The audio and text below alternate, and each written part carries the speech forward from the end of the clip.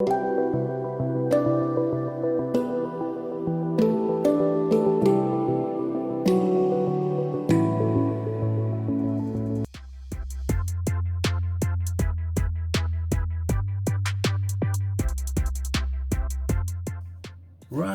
what have I got here?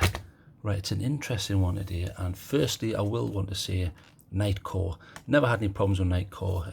The prices are sometimes a little bit silly, especially on some of the ones that they term tactical ones, where they seem to be 3 times what they should cost, but okay, it's their business, they can run it how they like. But interested to check this one out because it's an ultra portable camping light. Nice to see. It's nice to see something new and different. So I'm presuming this spreads light in a lovely manner. I'll give you a quick look at the box there.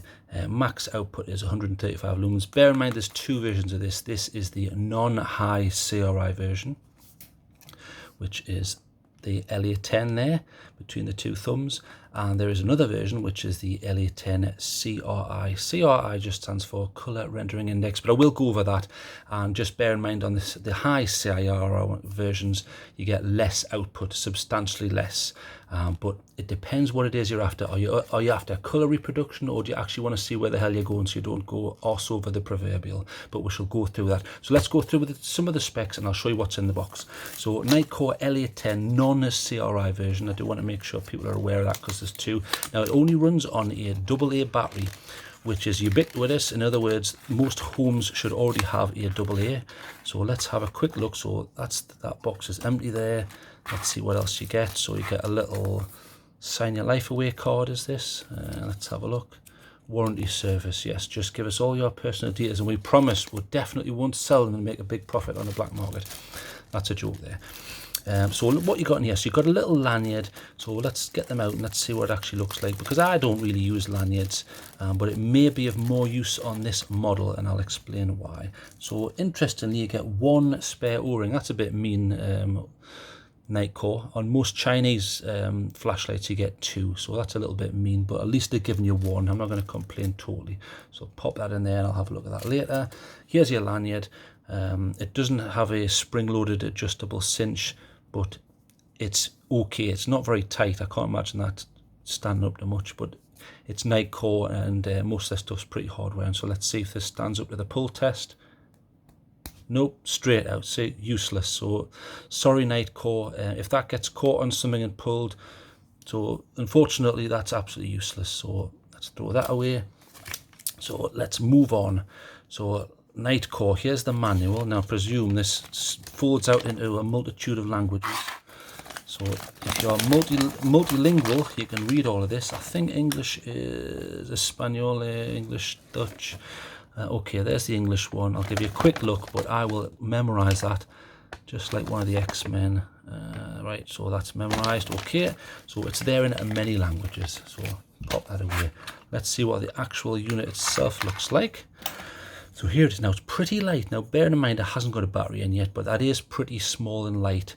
And there's the markings on it, Nitecore LA10, and I think it's got some mega long serial number, which is nice. And it's got a magnetic base. So if I can find it, there's one of my blades. So it should have the ability to, and it does. That's quite strong actually. That's pretty strong.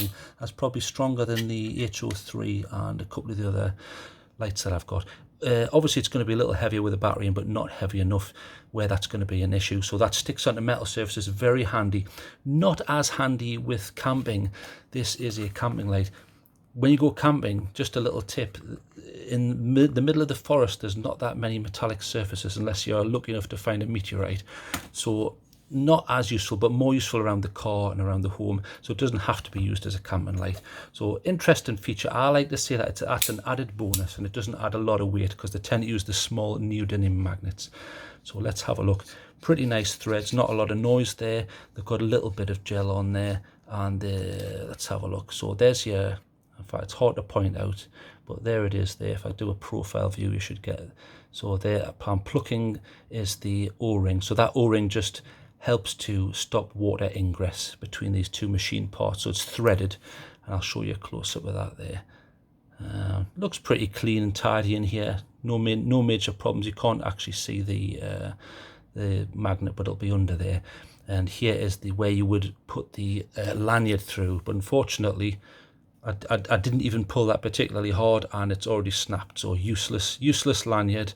I know it's Nitecore, but come on Nitecore, you can do better than that. It's a bit annoying that. I would prefer to have seen a bigger hole. The reason being is if this is a cambing light, what I sometimes do with flashlights even is I will hang them inside of a tent, for example. So if you can imagine you've got your light like that and you set it to a low level, even if you've got like a 1 or a 2 lumen mode and you know that's going to give you a lot of hours of use, you can hang it inside the middle of the tent because you generally get hooks and things like that. And then what happens is, I mean, in this case, you'd probably have to use the lanyard, even though it's useless, and then hang it like that. And it would give you general illumination to let you get on with stuff. When you wake up in the middle of the night and you need a pee and things like that. So, and general illumination for cooking. Although you're probably going to have that down here. Now, cooking and camping, you tend to need a bit of, you need this raised up so it's firing into pots that you're using. Otherwise, you're working in shadow. So I would prefer to have seen this come with a bigger hole. The reason being is if this hole's bigger, it gives you more options. So for example, and I've done this with a few lights, I've actually done it with this. If you're wearing PALS or Molly webbing, you've got something like this, a 90-degree flashlight. If you attach this, if you imagine I attach this to my chest, so I'm going to hold this to where my chest is and then turn it on. It's illuminating everything hands-free. So and as you lean forward, it lets you work in cooking pots and things like that and getting fires going and making adjustments to tent pegs and things like that. So I would have preferred to have seen this hole bigger. I think they've missed a trick there. That, or add some ability to clip it. If you could clip that and then hang this, again, that would be more of an advantage because you're not going to be able to magnetically attach that to your body unless you've got like, you know, some sort of heavyweight steel carabiner hanging off you. That's one way around it, but it's a nuisance and it's still going to fall. Or fix this damn thing. But that, you know, so I'm going to go over some of the specs. Now, bear in mind, this has this nice O-ring section and good threads. It's got positive drive there, nice. It's only an IPX6. I would have preferred to have seen this to be an IPX8. Reason being is IPX6 isn't up to the waterproofing levels which I prefer. I prefer to see that IPX7 or 8. 7 means it'll take water jets and 8 means it's really waterproof and you can drop it into water. Reason being is rain always seems to find a way in these things, and I prefer to be able to hang this in a campsite area on one of the higher settings and not worry about rain hitting this and ruining it. I would have preferred to have seen that, but okay, it's IPX6. I mean, I'll mark it down a little bit for that. Bear in mind, it's supposed to be a camping light. In other words, you should be able to rely on it under any conditions. So it's an AA battery usage, this one. So what I'm going to test it with is the AnyLoop Pro. You don't have to use the Pro version, I just prefer them, and I'm going to use it's a AA, it's a nickel metal hydride. That's just the chemistry of the cell there. You'll generally find that these are all nickel metal hydrides. So this one is 1.2 volts, and it's going to give you around 2,500 milliamp hours. That's just the capacity of energy in here. So I'll put that in and I'll give you some more explanation about this thing. So it's using an LED, and the LED that they've chosen is by Cree, and it's the Cree XP-G2.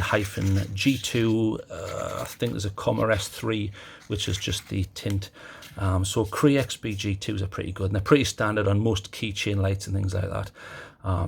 And this does have a drop rating of 1.5. I would have preferred to have seen 2 meters. I just recently reviewed the On The Road U18, which had a drop rating of 2 meters.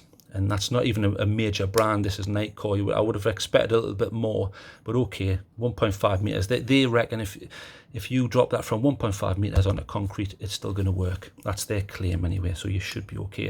And I just want to mention, there are 2 versions of this, but I'll go over this version first, and then I'll tell you what the differences are on the high CRI version. So this is the normal version. So you've got 3 main modes and a secret mode. So I'll show you how to get into them. So as you tighten this up, it will eventually get to the on status. Now you're probably thinking, that's useless, what's going on here? Well, it's retractable. So there you go. So I quite like that feature. This uses a diffuser to spread the light, and I'll quickly go over that because I don't want to annoy people. So generally in a flashlight, here's the tool, AA V2. You have the LED in the middle there, as you can see, and then you've got this smooth reflector around it. So boom, there you go. So what you're getting is you're getting your spill from the LED, which is nice diffuse light, and then you're getting your spot, which is directed and bounced around by the little bowl of metallic material there and fire. This gives you distance. Now this isn't about distance, this is about working close up. So your other option is to use something like, here's the U18. Now this has an orange peel reflector, so this is better for medium range stuff.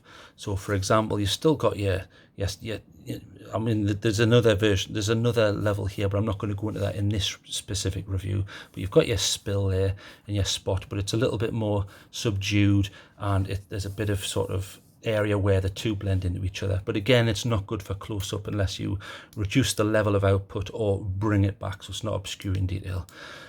So the other end of the spectrum is to use a TIR. Now rather than a reflector, you're using a lens. Now it's hard to see what's going on there, but you can see the LED in the middle there, and then over the top, I'll quickly do a very brief drawing here. So there's your LED, there's your smooth reflector, so there's your spill coming out, and then there's your spot, and it hits the wall, and it looks something like that. And you've got your orange peel reflector, does something very similar. There's your LED there, but you're getting a more diffuse version of that, which is like that. And then this, which is a TIR, so you would have your LED, and then over the top you put a solid piece of material, so TIR, total internal reflection. So the LED light is bounced around within the medium with very very of light during that transmission inside, and then it leaves however you dictate, depending on the design of the end surface here. So this one is like a bug's eye, it's all faceted. So what happens is, if I turn this on, you'll see that it's, I mean, yes, there is something of a spot here and then a spill, but you can see that the whole thing is like, it's one big sort of beautiful transition. The whole thing is a transition between the hottest spot and the lightest spot there. So very interesting. So up close, a TIR is exceptional. Now, what you can also do is, if you think, well, look, I don't necessarily want to have this going in a specific area. I want light everywhere, but I also want to diffuse the light. So you use a diffuser. So what they've done here is the LED resides down the bottom, and then it's coming up. So this is essentially what's happening here. You've got your LED down here. Here's your tube, and then over the top, they've put this piece of plastic. Really, it's a piece of plastic, and the light bounces around inside, and it basically, I mean, the metal goes up here, but basically you're getting light going in every direction. It's pretty indiscriminate, but that's what you want on a camp light. You want it to spread around. The problem is you need to put more light in to get illumination in a desired area, because it's no longer focused, it's being used indiscriminately. So let's pop that out of the way, and I'll go through the modes. So there's your basic function. You can use this little section here, so you can extend that or retract it, but you can't use it like a normal flashlight, because obviously this is, you're going to get the effect of a diffuser. So let's open that up and I'll show you the modes. So your first mode, bang, so there you go, that's your first mode. Now they're saying that that is 10 lumens, but they're claiming that on a battery of around 2,450 milliamp hours, which is very similar to the one I've got, under laboratory conditions, I will state that underlined, under laboratory conditions, so you might not necessarily get quite this, but you'll get close to it. They're saying you'll get 23 hours out of a rechargeable AA, which is brilliant. I really like that, but I don't think I'd get much done on that in complete darkness. It would be okay. 10 lumens sounds like a lot. Now 10 lumens is a lot when you're using a reflector and it's in one area, but if you have to divide that by 360 degrees, it becomes less useful.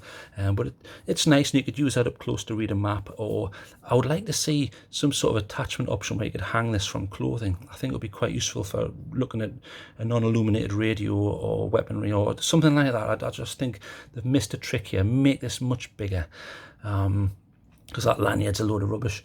So there's your first mode. Now your second mode is a brighter. Now that's medium. Now that is 40 lumens, and you get 6 hours out of that. That's pretty good. I can imagine getting a lot done by that. Like I say, if I was cooking, I would prefer this to be higher up, otherwise you're going to be working in darkness, because if you imagine you've got a bowl here, there's the bowl, and you see what's happening? The light doesn't actually get into the bowl. So if I was cooking, I'd find that quite irritating. I'd probably end up sticking this in my gut, in my mouth, getting on with cooking, then putting it down, right? I need to check something again, right? Hold it in my mouth. I think that'll be a little bit irritating, but there are ways around that.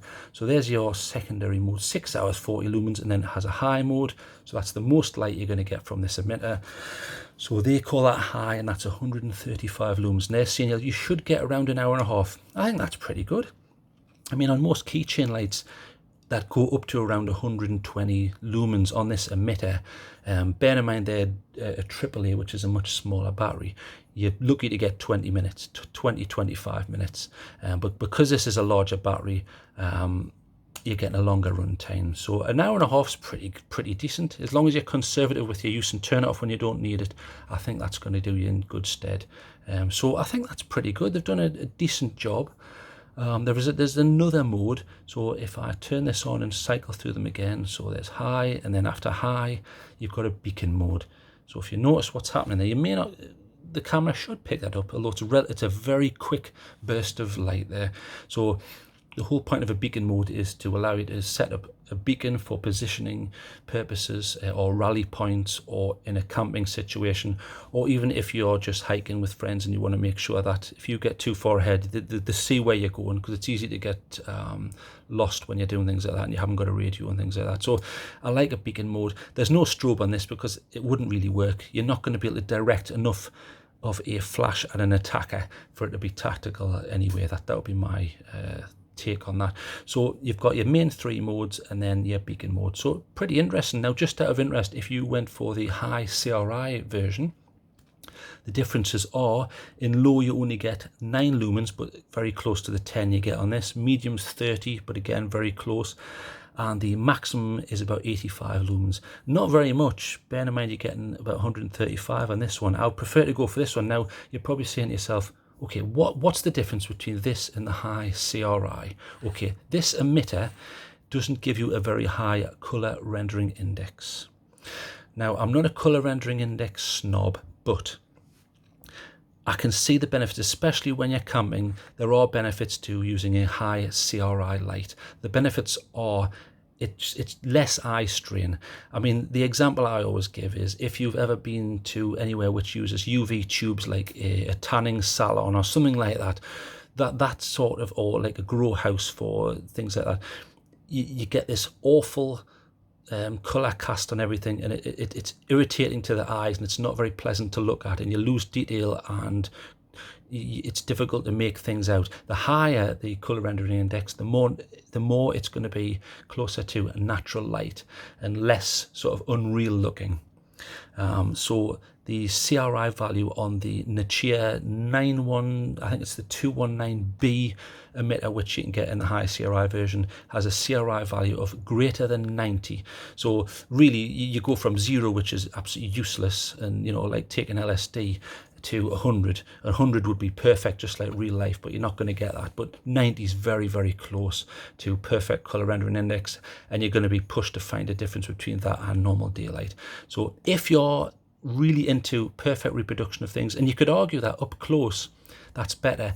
But to me, I'd rather have more light. But again, it's up to you. I mean, if you're a bomb disposal person, you really need good color rendering index so you can definitely see all those colors. So if you're doing something like that, fair enough. If you're just doing random camping and you're not going to use this a lot, or you're just working on the car, you may think, well, I'd rather have this because you're getting more of an output. So let's go through some of the pros and the cons. So pros, obviously the mag base, I really like that. I mean, it's pretty small. That can go in your pocket, and I can imagine that going in the car, definitely.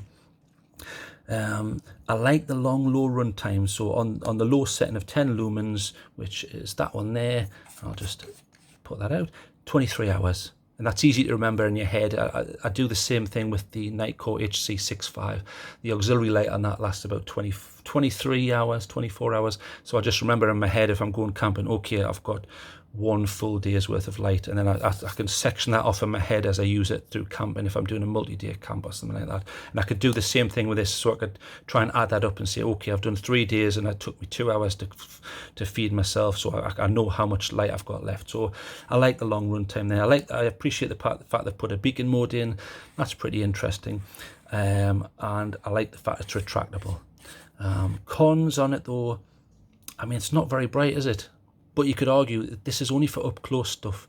Okay, fair enough. I wish it was IPX8, because rain is a problem when you're camping. Do you really want to be hanging this under tarpaulins and worrying about water? I certainly wouldn't want to be. And this tiny lanyard hole, just make that bigger, make it the whole side, so you can clip it on things, or make it so it's at least big enough for carabiners, or you can put twigs through it and hang. I mean, at least paracord width. Everyone takes paracord when they go camping. Well, vast majority of people do, especially bushcraft people. Make it at least big enough for that. I mean, there are ways around that. I can work out a way of tying that where it's probably not going to, but you shouldn't have to do that. You shouldn't have to learn a million knots to get around these issues. So make that bigger. There's no memory mode on this, but not the end of the world. I think it's quite expensive for what you get. Bear in mind, look at that. I give that a tiny little tug and knackered already. So that's going to go straight in the bin. So poor there. And bear in mind, and here's just an example. Here's the beautiful Lumentop Tool AA V2. Really like this light, very small. Now, you could argue that, yeah, but it doesn't have the diffuse light of this. Well, it does actually, because watch. Yes, it's got a smooth reflector. Okay, fair enough. But watch what happens when you add this, which comes with it. So you just put that on top, and guess what? You've just solved the problem. There you go. You've now got a diffuse light. And it didn't cost you a fortune. So let's have a look. So let's just compare the two. So that's on full there. Not a lot of difference, is there? Bear in mind, you would have probably already been carrying this, and you've just got to carry this extra thing. This can do both. You can't convert that to use it as a flashlight. So you could argue, what's the point of this? I appreciate what they've done here. Cheap lanyard aside, I do like Nitecore, and I appreciate the fact that they've given you the option of a high CRI output as well. Interesting. What I would probably like them to do is have a way where you can maybe unscrew this and convert it into a flashlight, which then makes it not be the point where you might as well just take a flashlight with its own diffuser. So it kind of makes itself redundant in the fact that there's ways around that. So I'm not sure. So okay, let's give this a mark, because I'm not going to really compare this to anything else. I've already compared it to the tool with the diffuser, which does exactly the bloody same thing, but it's also multifunctional. Okay, so let's mark this. Like I say, 2 emitter options, good low runtime, feels solid. I wish it was a bit more higher on the IPX rating. Do you know what? Because you can't unscrew this and use it as a flashlight, this needs to be bigger. I just think that I personally think they need to work on this. There's things I would change to massively improve this. And then it would be worth the price, because otherwise you might as well just take a flashlight with a diffuser. That would be my argument. And you can hang this, from these points, or clip that to your body and have it hanging with a diffuser and do your cooking and things like that. Okay, so I'm going to give this the mark of 6.5. Room for improvement, Nitecore, and not just because of crappy lanyards. So let's get outside. I'll show you some brief shots, but I'm not going to show you a multitude because it's lacking in functionality. But 6.5 out of 10. Okay, room for improvement though, Nitecore.